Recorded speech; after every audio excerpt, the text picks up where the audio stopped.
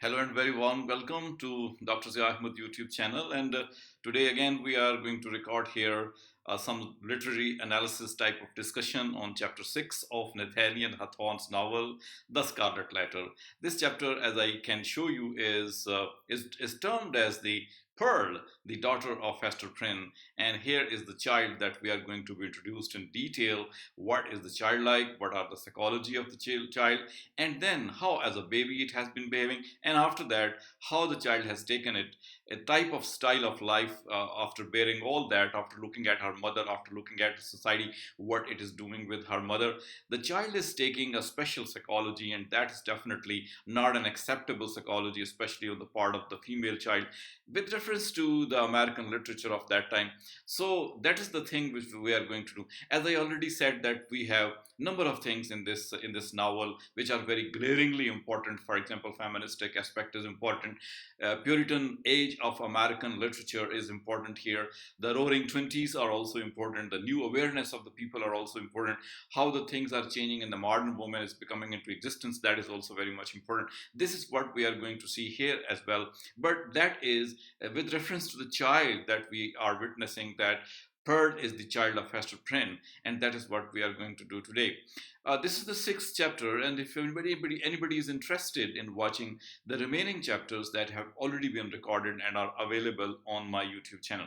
So let us start with the introduction to this chapter, the Pearl, and let us see what we can have. In the very first page, I have marked a small passage. Let me read this for you. But she named the infant Pearl as being of the great price, purchased with all she had, her mother's only treasure. How strange indeed. Man had marked this woman's sin by a scarlet letter, which had such potent and disastrous efficacy that no human sympathy could reach her, save it were sinful like herself. So this is the kind of passage that we are coming across, and this is the passage which is going to provide us a type of background before we go further into this chapter. The background is that Hester Prynne has been accused of committing a sin with a man, a type of adultery, and that is why she's given birth to this child, and that is why she has been, given a scarlet letter to be worn all the time as a token of her adultery, and she has to show to these people as well.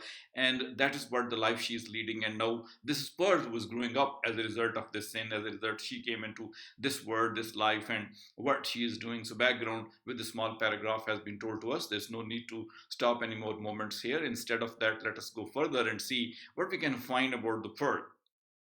Certainly, there was no defect. That's the next passage, which I'm reading for you people.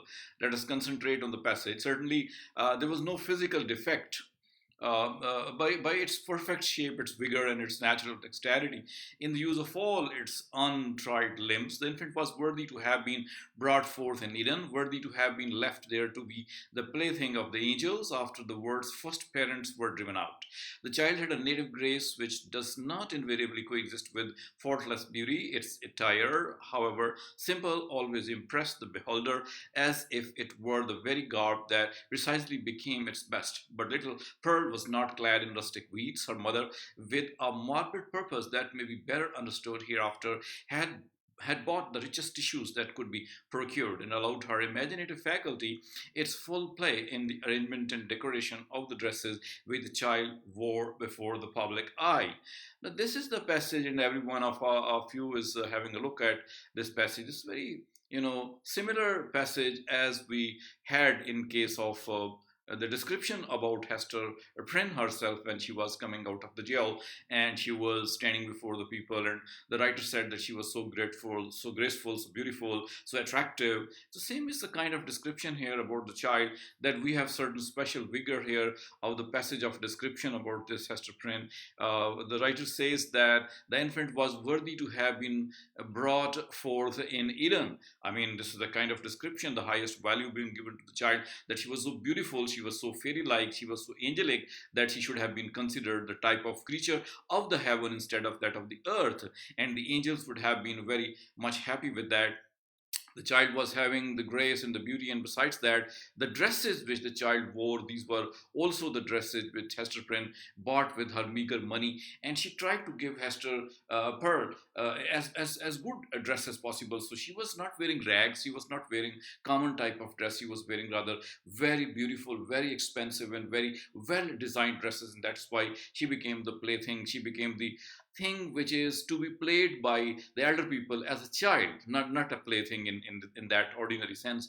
But she was beautiful, she was attractive, and that was the beauty of the child, that she attracted everybody towards her. So that's the kind of description which the writer wants to give us, and this description is 100% similar to the description which the writer gave about the woman Hester Prynne herself. And of course, Pearl is going to be the child of this. Pearl is the whole world of Hester, whatever the case may be. This is something which she would cherish most, which she would love most, because this is the only product she has, this is the only word she has, this is the only beauty she has. So this is not only writer's fascination but also mom's fascination for the child, that the child is going to be such a beautiful kind of attractive child. So let us go and find out more descriptions that can help us understand more about the appearance of the child, about the psyche of the child. For example, here is a paragraph: this outward mutability indicated and did not more than fairly express the various properties of her inner life.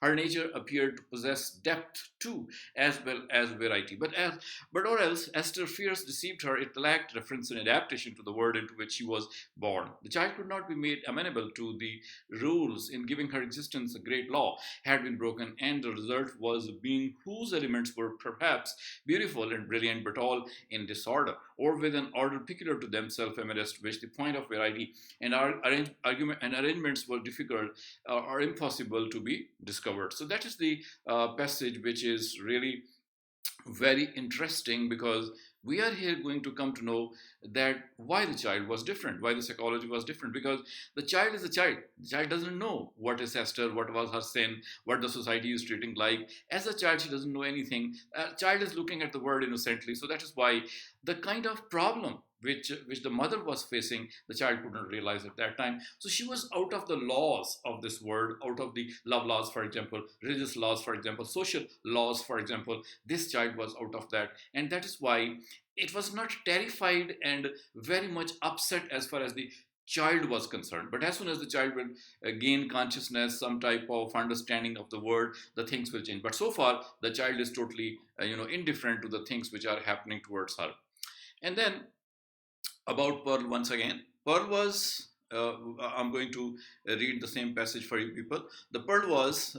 Pearl was imbibing her soul from the spiritual world, and her bodily frame from its material of earth. The mother's impassioned state had been the medium through which were transmitted to the unborn infant the rays of its moral life. And however white and clear originally, they had taken the deep stains of crimson and gold, the fiery luster, the black shadow, and the untempered light of intervening substance. Above all, the warfare of Hester's spirit at that epoch was perpetuated in Pearl. She could recognize her wild, desperate, defiant mood, the flightiness of her temper, and even some of the very cloud shapes of gloom and despondency that had brooded in her heart. They were now illuminated by the morning radiance of a young child's disposition, but later in the day of earth's existence might be prolific of the storm and the whirlwind. So that is passage once again, which reminds me of Wordsworth, who said that wherever the children grow up, the nature influences them through their influence. For example, influence of the mountains, influence of the rivers, influence of the trees, or influence of the greenness and the air and the sunlight. Everything influences the growth of the children. Here also we have the description of Pearl, how she was growing up. So she was absorbing from nature all the things which were beautiful, attractive, powerful, stormy and cold and hot, all these things she was absorbing. And then she was growing into a defiant kind of person, the person who rejects whatever is going on, and the person who is not ready to accept the things which the person doesn't like, that it was growing. Hester, the writer says, believed that this is the continuity of her own defiance. For example, she has borne the biggest possible trouble of her life while she was going through all this phenomena, and she chose the kind of punishment where she has to stand for some time in order to show the word letter A and to remind the people that she's the sinner. This is the kind of thing she adopted, but she didn't accept the dictates of the society which it was likely to order her and to make her accept into, but she did not. So similar kind of spirit was emerging into the child. So one can say that child was growing into another copy of Hester, who would not be ready to accept the religious values, moral values, or political or social values. Now, this is the idea of the writer, that the next generation, which grows under the hate and dislike and prejudice and menacing attitude of the society, they can grow into such children. So here is the biggest lesson, biggest psychology of the child that is taught to us by the writer, that if you take the children in such a society, in such a way they are brought up, then definitely they can be the problem in the next coming future as well. Let's go and deep and see more things about Pearl. Hester was ultimately compelled to stand aside and permit the child to be swayed by her own impulse. Now, this is very small line that I have chosen, that the mother accepts the defeat at the hand of the child, because child was so disobedient. The child became so defiant. The child became so unready to accept the dictates of the mother, even that the child did what the mother didn't want to do, and the child did whatever she wanted to do. So that was the kind of self will, willfulness, we can say, that was growing in that child, and she was absorbing everything from outside maybe, but she was absorbing from the mother also. She was absorbing from the kind of society as well. So that is why she was the person not to be swayed by anybody, not even by mother. So mother had now a kind of relaxive attitude, a passive attitude. She tried to stop Pearl from adopting such defiant attitude, but ultimately she had to stop that. So let us see what other things the mother had to do because of all this. For example, here a very small line is again,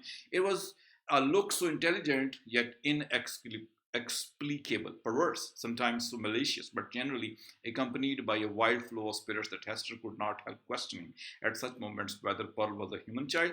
Now, here enters a little bit of superstitious attitude, that if somebody is not obedient to the society, somebody is not obedient to the people, somebody is not obedient to the moral rules of the society set by the society, then that person possibly may be a demon, maybe a soul, not of this earth, not of this world. So that is why Hester is thinking about her girl, that possibly she was a human child. The question she's asking, that whether she was a different one. So in that way, anyone who will defy the society, who will stand against the society, who will try to bring some revolution in the society, that person will be deemed a perhaps non-human child by the society. Then let's go more deep and see what other we can find about Pearl. Brooding over all these matters, the mother felt like one who has evoked the spirit, but by some irregularity in the process of conjuration, has failed to win the master word that should control this new and incomprehensible intelligence. Her only real comfort was when the child lay in the placidity of sleep, then she was sure of her and tasted hours of quite sad, delicious happiness, until, perhaps with that perverse expression glimmering from beneath her opening lid, little Pearl awoke. That paragraph, though not that significant, but goes to suggest that Hester was also upset and painful because of the behavior of her child. And when the child went to sleep, at that time only it was possible for her to take a relaxive measure, to satisfy herself, to think about herself and to analyze the situation. Otherwise, till the time the child was awake, it was really very difficult to control the child. So the child spirit was, though very intelligent spirit. Now note, this is the word being used by the writer, that she was intelligent, she was crazy, but she was uncontrollable. So here is a child which is intelligent, which is defiant, which is uncontrollable, yet this is the child the society has to face, or the child has to face the society which is against all these things. So that is the psychology of a child would develop when the society utterly tries to control with an iron hand the children. Possibly they may be getting corrected or reformed, but in most cases the results are very, very dangerous. Let us see more about her. Pearl was born outcast of the infantile world, an imp of evil, emblem and product of sin. She had no right among Christian infants. So here is another religious, attack. It's a type of religious binding, that when a child is born, it must be christened by the church. Now, Hester gave birth to a child which was not according to the society, according to normal rules or the norms of the society. So she was not Christian. So that is why her birth is because of sin, her life is sin, and her all actions will be sin. And this is something very disturbing for the child, because there's no fault of the child. And why we are taking the child like that, why we are treating the child like that. Definitely, if the child will be treated in this sense, there could be again a very, rebellious type of attitude which the woman can develop. And perhaps this is the very rule, very thing which changes the naivety of the people, naivety, innocence of the people into the defiant mood when they are treated in that way, even if they have not done anything, even if they are innocent, but they are treated in the wrong way. In their heart of hearts, something is hidden that if they get the chance, they will take the revenge. And this is what, though Pearl will not be able to kill the society, but it will take the revenge on the norms of the society established by the church, established by the police, established by the establishment in the modern words. But the child would be defying all that. And then the question will be, why is the child not raised in the right way by the mother, by the father, by the parents? So this is what is going to happen in case of Pearl as well. Number of things are going on about Pearl, and this chapter is very important. Students are expected to go through that, and again we would have some kind of puritanism that will repeat itself, and the child is not going to be suitable in this environment of puritanism. So some more mothers and mother and the daughter stood together in the same circle. Here we have another paragraph. A mother and the daughter stood together in the same circle of seclusion from human society, and the nature of the child seemed to be perpetuated those unquiet elements that had distracted Hester Prynne before Pearl's birth, but had since begun to be soothed away by the softening influence of the maternity. So, mom and daughter are quite good with each other, whatever the case may be. But the seclusion, the kind of isolation the child has to face in the same way as the mom is facing the isolation. So the isolation and the other things which are associated with that, the treatment of the society, are turning Pearl into somebody who would do her own will. Same is the case with this passage also, that she is facing, looking at the things, sometimes natural things, sometimes other things. She is facing the children also who do not like her, and she was looking beautiful, but still she was not that ready to mix up with these people. And probably those children also didn't like to mix up with her, and that is why the type of feverish life she had got, as the writer says, it was phantasmagoric play also, because of the life which the child was spending. Because Pearl was a child, and Pearl didn't understand the intricacies and the complexities of the society. She was living a life in her own imagination, but the real society was quite different, which Pearl had to face as soon as she grows into a child, which is, defiant child, definitely. So let's read this passage. One day, as her mother stooped over the cradle, the infant's eyes had been caught by the glimmering of the gold embroidery about the ladder, and putting up her little hand, she grasped at it, smiling not doubtfully, but with a decided gleam that gave her face the look of a much older child. Then, grasping for breath, did Hester Prynne clutch the federal token, instinctively endeavoring to tear it away. So infinite was the torture inflicted by the intelligent touch of Pearl's baby hand.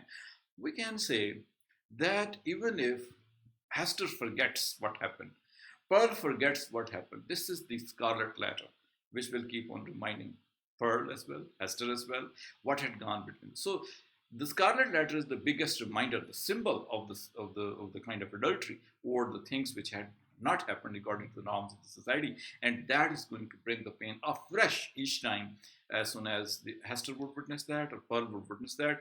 Next scene possibly is even more dangerous. If people go through the paragraphs, they will find that Pearl would do something like, I'm not going to read this passage, and or to save the time, for example, look at third line: gathering handful of wildflowers and flinging them one by one at her mother's bosom. So the paragraph goes to suggest that Pearl did something very astonishing also.